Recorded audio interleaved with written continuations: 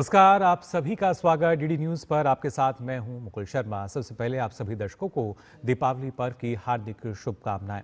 इस वक्त की तमाम जो बड़ी खबरें हैं उनसे आपको रूबरू कराएंगे, लेकिन सबसे पहले नजर डाल लेते हैं इस वक्त की हेडलाइंस पर। तीनों सेनाओं की बहादुरी को पीएम मोदी का सलाम। कहा, ऑपरेशन सिंदूर में सेना के अद्भुत शौर्य ने पाकिस्तान को घुटने टेकने पर किया मजबूर।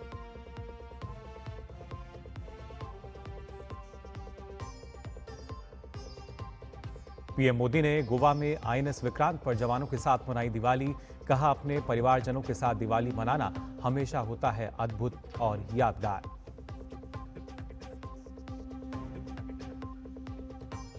देश और दुनिया में उत्साह और उमंग के साथ मनाया जा रहा है दीपावली का पर्व। लोग एक दूसरे को दे रहे हैं बधाई संदेश, मिठाइयां बांटकर मनाई जा रही हैं खुशियां।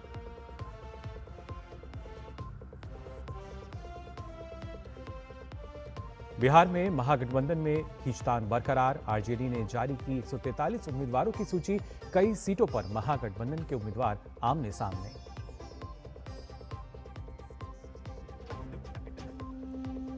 और अमेरिका के राष्ट्रपति डोनाल्ड ट्रंप के खिलाफ विरोध प्रदर्शन जारी। लाखों लोग सड़कों पर उतरे। वहीं ट्रंप ने कहा, मैं कोई राजा नहीं। और आइए अब खबरें देखते हैं विस्तार से। आपको बता दें, प्रधानमंत्री नरेंद्र मोदी हर बार दीपावली वीर जवानों के साथ मनाते हैं। इसी परंपरा को आगे बढ़ाते हुए पीएम इस बार भी जवानों के बीच पहुंचे। पीएम ने गोवा और कारवार तट पर तैनात आईएनएस विक्रांत का दौरा किया और वहां तैनात जवानों के साथ दिवाली मनाई। पीएम को अपने बीच पाकर नौसेना के जवानों का उत्साह और उल्लास देखते ही बन रहा था।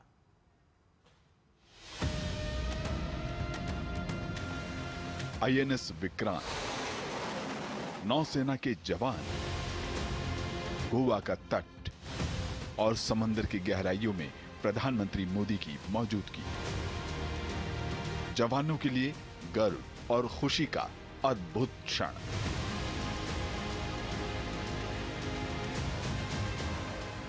ये विशाल विराट आईएनएस विक्रांत है। समंदर के पानी पर सूर्य की किरणों की ये चमक एक तरह से वीर जवानों द्वारा जलाए दीपावली के दिए हैं। ये हमारी अलौकिक दीपमालाएं हैं। मेरा सौभाग्य है कि इस बार मैं नौसेना के आप सब वीर जवानों के बीच ये दिवाली का पावन पर्व मना रहा हूं। भारतीय जवानों के साहस, उनके धैर्य और कौशल की प्रधानमंत्री ने जमकर तारीफ की। उन्होंने कहा कि फौलादी पनडुब्बियों और विशाल युद्धपूतों को हमारे जवानों के परिश्रम, उनके समर्पण और उनकी साधना ने जीवंत बनाया है। प्रधानमंत्री ने कहा कि दीपावली के इस अवसर पर वह अपने परिवार वालों के बीच संतोष का अद्वितीय पल महसूस कर रहे हैं। जब आपसे निकट रह करके आपकी सांस को अनुभव कर रहा था, आपकी धड़कन को महसूस कर रहा था, आपकी आंखों की वो चमक को देख पा रहा था, तब मैं रात जब सोया, कल थोड़ा जल्दी सोया, जो कभी सोता नहीं हूं। शायद जल्दी सोने का कारण भी ये होगा कि आपको जब कल दिन भर देखा तो भीतर जो संतोष का भाव था, वो नींद मेरी नहीं, संतोष की नींद थी। तिरंगा लहराया ऊंचा, देश की जीत और शान हुई। सिंदूर की कीमत उस दिन हर आतंकी को भान हुई। विशाल विराट आईएनएस विक्रांत से प्रधानमंत्री ने एक बार फिर तीनों सेनाओं के आपसी समन्वय, देश की सभी सुरक्षा इकाइयों के बेहतर तालमेल की सराहना की। उन्होंने याद किया कि ऑपरेशन सिंदूर जिसने पाकिस्तान को घुटनों पर ला दिया था, इसी बेहतर समन्वय का परिणाम था। भारतीय नौसेना द्वारा जो भय पैदा किया गया है, भारतीय वायुसेना द्वारा दिखाए गए अद्भुत कौशल ने, भारतीय सेना की जांबाजी ने, तीनों सेनाओं के जबरदस्त समन्वय ने ऑपरेशन सिंदूर में पाकिस्तान को इतनी जल्दी घुटने टेकने पर मजबूर कर दिया था। और इसलिए साथियों, आज मैं फिर एक बार आईएनएस विक्रांत की इस पवित्र साधना स्थली से, पराक्रमी स्थली से तीनों सेना के जांबाज जवानों को फिर एक बार सैल्यूट करता हूं। मेरे दिन बचपन के खेल वो दिन रात राष्ट्र रक्षा के लिए समर्पित सेना, अर्धसैनिक बल, पुलिस के जवानों और उनके परिजनों को प्रधानमंत्री ने शुभकामना दी। साथ ही कहा कि देश की आन बान शान की दिवाली इन्हीं जवानों के त्याग और परिश्रम का परिणाम है। गोवा करवार से अरुण शर्मा के साथ ब्यूरो रिपोर्ट, डीडी न्यूज।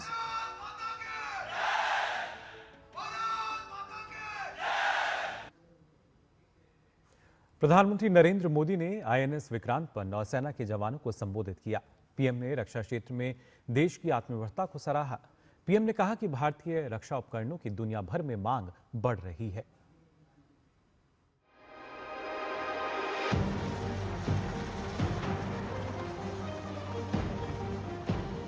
स्वदेशी युद्धपोत आईएनएस विक्रांत की प्रधानमंत्री ने भरपूर सराहना की। उन्होंने बताया कि बीते 10 साल में देश रक्षा सामग्री निर्माण में आत्मनिर्भर हुआ है और स्वदेशी की ताकत पूरी दुनिया ने देखी है। हमें गर्व है कि पिछले एक दशक से हमारी सेनाएं तेजी से आत्मनिर्भरता की ओर कदम बढ़ा रही है। हमारी सेनाओं ने हजारों ऐसे सामानों की लिस्ट बनाई और तय किया कि अब ये सामान बाहर से नहीं मंगवाया जाएगा। नतीजा ये हुआ कि सेना के लिए जरूरी ज्यादातर साजो सामान अब देश में ही तैयार होने लगा है। पिछले 11 वर्षों में हमारा डिफेंस प्रोडक्शन 3 गुना से ज्यादा हो गया है। पिछले साल तक ये रिकॉर्ड 1.5 लाख करोड़ रुपए से अधिक पहुंच गया है। प्रधानमंत्री ने बताया कि नौसेना को अब तक 40 से ज्यादा मेड इन इंडिया पनडुब्बी और युद्धपोत बीते 11 साल में मिल चुके हैं। अब निर्माण क्षमता इतनी बढ़ चुकी है कि हर 40वें दिन एक युद्धपोत या पनडुब्बी नौसेना में शामिल की जा रही है। हमारी ब्रह्मोस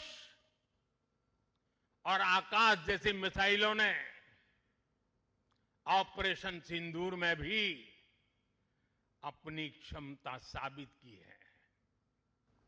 ब्रह्मोस को तो नाम ही ऐसा है कि सुनते ही कई लोगों को चिंता हो जाती कि ब्रह्मोस आ रहा है क्या। अब दुनिया के कई देश इन मिसाइलों को खरीदना चाहते हैं। मुझे विश्व के जो भी लोग मिलते हैं उनकी इच्छा एक होती है कि हमें भी मिल जाए। भारत तीनों ही सेनाओं के लिए हथियार और उपकरण एक्सपोर्ट करने की क्षमता बिल्ड कर रहा है। हमारा लक्ष्य है कि भारत पूरी दुनिया के टॉप डिफेंस एक्सपोर्टर देशों में शामिल हो। पिछले 1 दशक में हमारा डिफेंस एक्सपोर्ट 30 गुना से अधिक बढ़ गया है और सफलता के पीछे हमारी बहुत बड़ी भूमिका डिफेंस स्टार्टअप की है, स्वदेशी डिफेंस इकाइयों की है। प्रधानमंत्री ने कहा कि जमीन से अंतरिक्ष तक जो सफलताएं देश को मिली हैं, इन सभी के पीछे राष्ट्र निर्माण की संकल्प शक्ति, प्रगति का विश्वास और गति का लक्ष्य है। गोवा करवार से अरुण शर्मा के साथ bureau report, DD news. INS Vikrant पर अपने संबोधन में प्रधानमंत्री ने माओवादी आतंकवाद के खिलाफ मिल रही कामयाबी पर विस्तार से चर्चा की। पीएम ने कहा कि जिन क्षेत्रों में माओवादी आतंकी संविधान को नहीं पहुंचने देते थे, आज वहां युवा हथियार छोड़कर संविधान को माथे से लगा रहे हैं। बीते वर्षों में देश ने एक और बड़ी उपलब्धि हासिल की है। ये उपलब्धि है माओवादी आतंक का खात्मा। आज देश नक्सली माओवादी आतंक से मुक्ति के कगार पर है। मुक्ति दस्तक दे रही है दोस्तों। 2014 से पहले देश के करीब 125 जिले माओवादी हिंसा की चपेट में थे। 125 जिले,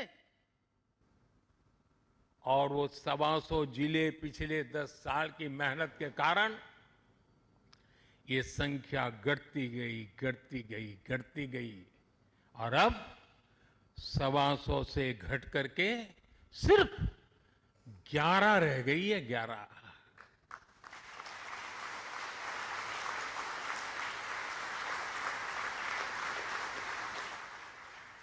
और 11 में भी जिसको थोड़ा अभी भी उनका प्रभाव नजर आ रहा है, वो संख्या तो सिर्फ 3 जिले बचे हैं। 125 में से सिर्फ 3। 100 से ज्यादा जिले माओवादी आतंक से पूरी तरह आजाद होकर पहली बार खुली हवा में सांस ले रहे हैं। शानदार दिवाली इस बार मना रहे हैं। तो शानदार दीपावली मनाई जा रही है और खासतौर से अगर हम भी देखें तो पूरे देश में दीपावली की धूम है। हमारे देश का शीर्ष नेतृत्व भी अनोखे अंदाज में दीपावली का पर्व मना रहा है। प्रधानमंत्री नरेंद्र मोदी का दिवाली पर्व मानो भारतीय सैनिकों के बिना अधूरा है। उन्होंने 2014 में पद संभालने के बाद से ही अलग अलग जगहों पर सैन्य कर्मियों के साथ दिवाली मनाने की परंपरा बना ली है।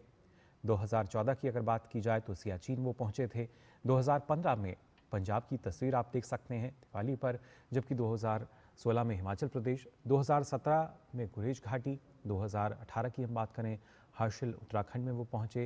इसके साथ साथ इन तस्वीरों में आप देख सकते हैं 2019 की अगर बात की जाए तो राजौरी, 2023 और 2024 की ये तस्वीरें जिसमें लेपचा हिमाचल प्रदेश और कच्छ में प्रधानमंत्री नरेंद्र मोदी पहुंचे थे। तो जवानों संग प्रधानमंत्री की दिवाली जो है वो लगातार हम देखते आए हैं 2014 से। देश भर में दीपोत्सव का त्योहार दिवाली उमंग और उल्लास के साथ मनाया जा रहा है। ये त्योहार अंधकार पर प्रकाश और अज्ञान पर ज्ञान की विजय का प्रतीक है। मान्यता है कि इसी दिन भगवान श्री राम 14 वर्ष के वनवास के बाद अयोध्या जी लौटे थे। उनके आगमन की खुशी में अयोध्या वासियों ने दीप जलाकर स्वागत किया था, जो आज परंपरा बनकर हर कोने को आलोकित कर रहे हैं।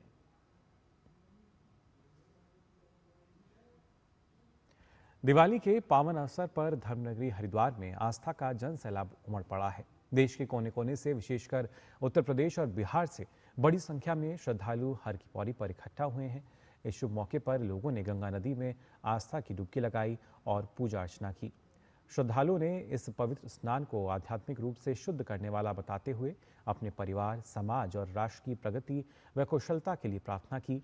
घाटों पर दियों की जगमगाहट और आतिशबाजी ने माहौल को और भी भक्तिमय और उत्सवपूर्ण बना दिया, जहां भक्तों ने व्यवस्थाओं पर संतोष भी व्यक्त किया। उत्तर प्रदेश के मुख्यमंत्री योगी आदित्यनाथ ने दीपावली पर प्रदेशवासियों को शुभकामनाएं दी।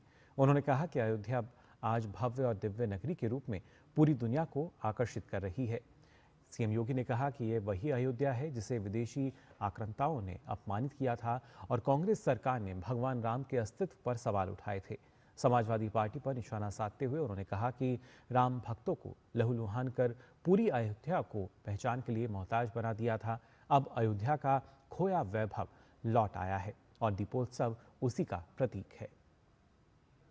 प्रदेशवासियों को मैं दीपावली की हृदय से बधाई देता हूं। कल का दीपोत्सव का साक्षी बना अयोध्या, ये अयोध्या वही अयोध्या है जिस अयोध्या को विदेशी आक्रांताओं ने अपमानित किया था, जिस अयोध्या में भगवान राम के अस्तित्व को कांग्रेस की सरकारों ने नकारने का कुत्सित प्रयास किया था, जिस अयोध्या में समाजवादी पार्टी ने राम भक्तों के लहूलुहान करते हुए पूरी अयोध्या को पहचान के मोहताज के साथ तमाम प्रकार के षड्यंत्र किए थे। और आपको बता दें, भारत के साथ साथ दुनिया भर में दीपावली का पावन पर्व धूमधाम से मनाया जा रहा है। चीन के शंघाई में भी भारतीय दूतावास में पूर्वी चीन क्षेत्र में अब तक के सबसे बड़े दिवाली समारोह का आयोजन किया गया। कार्यक्रम में 800 से ज़्यादा मेहमान, प्रवासी भारतीय समुदाय के लोगों के अलावा स्थानीय लोग भी शामिल हुए। समारोह में भारतीय रीति रिवाजों के अनुसार ही लक्ष्मी पूजन किया गया और इसके बाद सांस्कृतिक प्रस्तुतियों का आयोजन किया गया। विदेशी मेहमानों ने भारतीय परंपरा और संस्कृति की सराहना की। इस मौके पर चीन में भारत के काउंसल जनरल प्रतीक माथुर ने दिवाली के सांस्कृतिक महत्व को रेखांकित किया। और फिलहाल बुलेटिन में हम यहां रुक रहे हैं एक छोटे से ब्रेक के लिए, जल्द लौटते हैं। राष्ट्रीय पर्व दीपावली की बहुत बहुत शुभकामनाएं। आप सभी देशवासियों को दीपावली की बहुत बहुत शुभकामनाएं। LIC युवा प्रोफेशनल्स के लिए लाए हैं नव जीवन श्री। करें नियमित प्रीमियम का भुगतान, जीवन बीमा का आनंद लें, प्राप्त करें प्रीमियम के प्रतिशत पर गारंटीकृत एडिशंस। अपने वित्तीय लक्ष्यों के अनुरूप मैच्योरिटी पर गारंटीकृत धनराशि पाएं। मौजूदा पॉलिसी धारकों के लिए आकर्षक अतिरिक्त लाभ। आज ही खरीदें। मेरी पसंद, मेरी पसंद, मेरी पसंद, मेरी पसंद, हमारी पसंद, हम सबकी पसंद। मजबूत देश का मजबूत सरिया हो गया स्टील। ब्रेक के बाद आप सभी का एक बार फिर स्वागत। डीडी न्यूज पर आई खबरों में आगे बढ़ते हैं। बिहार में महागठबंधन के भीतर मची खींचतान खत्म होने का नाम नहीं ले रही है। हर मोर्चे पर महागठबंधन में मतभेद खुलकर नजर आ रहे हैं। इसी कड़ी में आरजेडी ने अपने उम्मीदवारों की सूची जारी कर दी है। आरजेडी ने 143 सीटों पर अपने उम्मीदवार उतार दिए हैं। आरजेडी की सूची के बाद कांग्रेस और आरजेडी के बीच 5 सीटों पर सीधा मुकाबला होने की स्थिति बन गई है। आरजेडी नेता तेजस्वी यादव एक बार फिर वैशाली जिले की रघुपुरा विधानसभा सीट से चुनावी मैदान में उतरे हैं। बिहार भाजपा के प्रदेश अध्यक्ष दिलीप जायसवाल ने निशाना साधते हुए कहा कि बिहार के मतदाता और जनता इस बात को देख रहे हैं कि जो महागठबंधन सीटों का बंटवारा तक नहीं कर पाया, वह सरकार कैसे चला सकता है। महागठबंधन आज तक सीट का बंटवारा नहीं कर पाया, आज तक उम्मीदवारों की घोषणा नहीं कर पाई। जनता इस बात को देख रहा है कि जो राष्ट्रीय जनता दल कांग्रेस महागठबंधन आज तक सीट का बंटवारा नहीं कर पाया, वो सरकार कैसे चला सकता है। और इसीलिए मतदाता ने मन बना लिया है कि विकसित बिहार के सपना को पूरा करने के लिए दुनिया के लोकप्रिय नेता और भारत के यशस्वी प्रधानमंत्री श्री नरेंद्र मोदी जी की गारंटी और नीतीश कुमार जी के विकास पर बिहार की मतदाता विश्वास करती है। अपने साथ राहुल गांधी जननायक लगा लिए, ये बिहार का अपमान है। बिहार ये कभी बर्दाश्त नहीं करेगा कि जननायक कोई अपने नाम के पीछे लगाए, क्योंकि बिहार में जननायक कर्पूरी ठाकुर जी ही हैं। बिहार सरकार के मंत्री डॉक्टर प्रेम कुमार ने कहा है कि बिहार में महागठबंधन सीटों की शेयरिंग में विफल हो चुका है। जनता और मतदाता समझ चुके हैं कि महागठबंधन को बिहार की कोई चिंता नहीं है। बिहार में महागठबंधन की उल्टी गिनती शुरू हो चुकी है। पूरी तरह बिहार में महागठबंधन सीटों को शेयरिंग में फेल कर गई जाकर के, एनडीए आगे बढ़ गई जाकर के, हमारा एनडीए का सारा बेहतर कोऑर्डिनेशन रहा जाकर के। अब समझिए कि जनता समझ गई जाकर, उनके वोटर भी समझ गए जाकर, ये सिर्फ सत्ता के लिए, इनको चिंता बिहार की नहीं है, सत्ता के लिए जाकर के।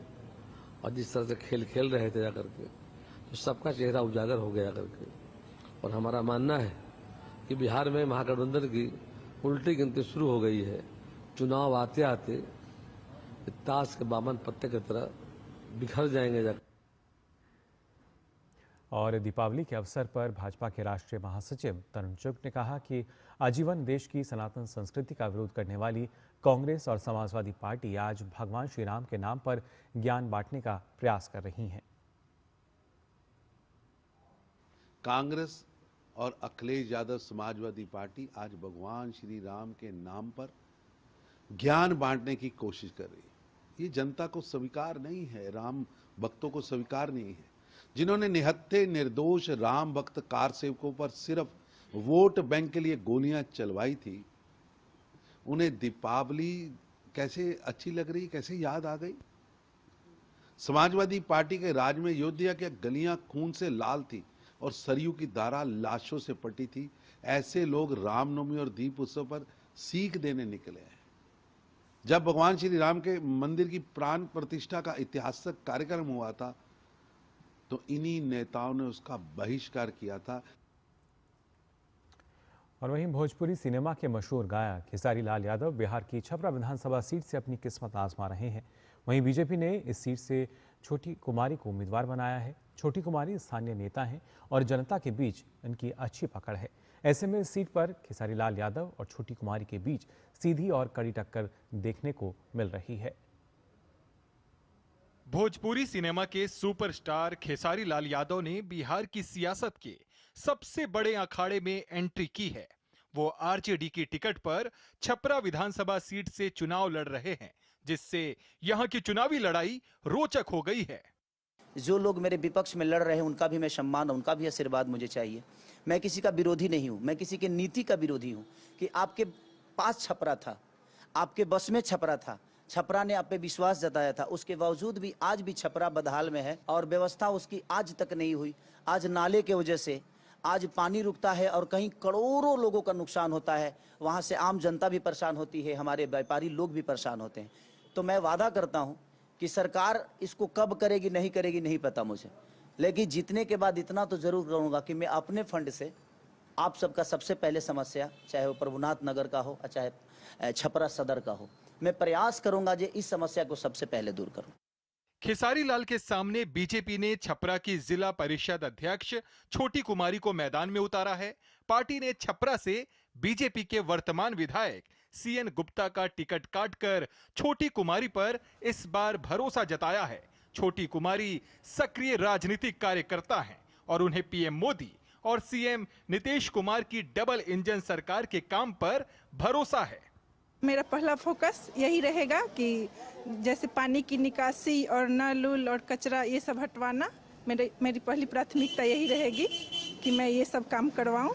छपरा सीट पर निर्दलीय प्रत्याशी राखी गुप्ता लड़ाई को त्रिकोणीय बनाने के लिए प्रयासरत हैं। स्टार वो भोजपुरी के हैं, यहाँ छपरा में स्टार कौन है वो आप छपरा की जनता से जानिए ना। उम्मीदवारों के वादों और दावों के बीच जनता अपनी परेशानियों का समाधान प्रतिनिधियों से चाहती है। विकास के बारे में सोचे, यहाँ का स्थानीय लोगों के बारे में सोचे, यहाँ का रह कर इस पीछे से जो रहते हुए आया है और आगे भी रह कर सेवा करे, उसी को चुनना चाहिए। जो सबके सुख दुख में काम आए, एक बार में जाए, उनसे मिल के उन काम को हम लोग दे पाए उनके पास, उनको वोट दें। छपरा की जनता से आग्रह है कि वो ऐसे लोग को चुने जो उनके सुख दुख में हमेशा साथ खड़ा रहे। भोजपुरी सिनेमा के खेसारी लाल यादव छपरा के ही रहने वाले हैं। ऐसे में इस विधानसभा सीट पर चुनावी मुकाबला बेहद दिलचस्प और कांटे की होने की उम्मीद है। छपरा विधानसभा सीट बीजेपी की परंपरागत सीट रही है। यहाँ पर यादव, राजपूत, ब्राह्मण, वैश्य और मुसलमान मतदाताओं की संख्या निर्णायक रही है। खेसारी लाल के मैदान में उतरने से यह सीट हॉट हो गया है। उधर बीजेपी की छोटी कुमारी भी दमदार टक्कर दे रही हैं। ऐसे में देखना होगा कि दो दिग्गजों की टक्कर में बाजी किसके हाथ लगती है। कैमरामैन विनय तिवारी के साथ Kumar Alok, DD news, Chhapra. Rail मंत्री अश्विनी वैष्णव ने दीपावली और छठ पर्व के मद्देनजर रेलवे बोर्ड के वॉर रूम का दौरा किया। त्योहारी सीजन में यात्रियों की बढ़ती आवाजाही की अश्विनी वैष्णव ने समीक्षा की और रेलवे कर्मियों की तत्परता की सराहना की। रेल मंत्री ने 24 घंटे काम कर रहे कर्मचारियों को दीपावली की शुभकामनाएं भी दी।